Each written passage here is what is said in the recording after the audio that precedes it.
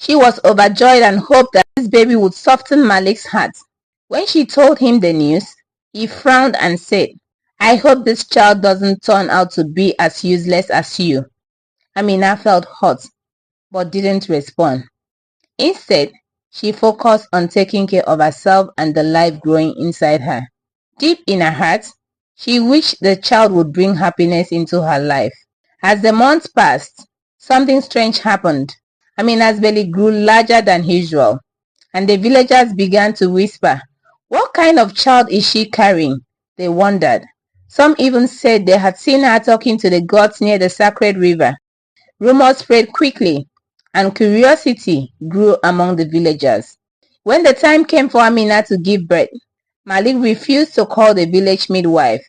He said she could manage on her own. Amina was in great pain, but she bravely delivered the baby by herself. When she looked down to see her child, she gasped in shock.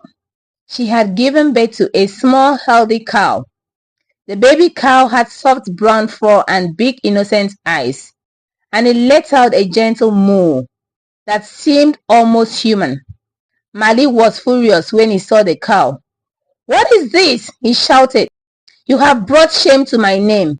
He stormed out of the house, leaving Amina alone with the calf. But soon, the news spread through the village, and people came to see for themselves. They laughed and called Malik Baba Cow, meaning father of the cow.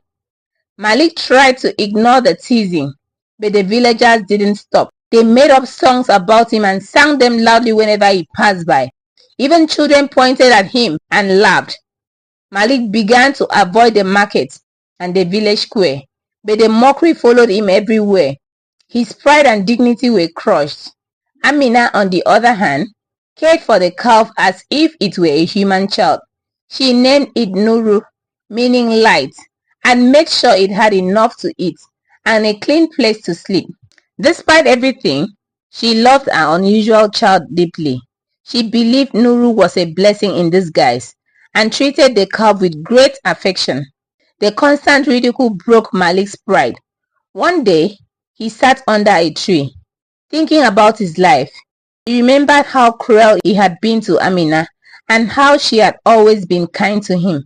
He thought about the villagers' laughter and realized that his suffering was as a result of his own actions. "Perhaps this is the God's way of punishing me," he thought.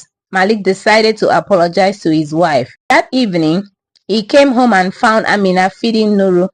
The calf wagged its little tail happily at the sight of its mother, Amina.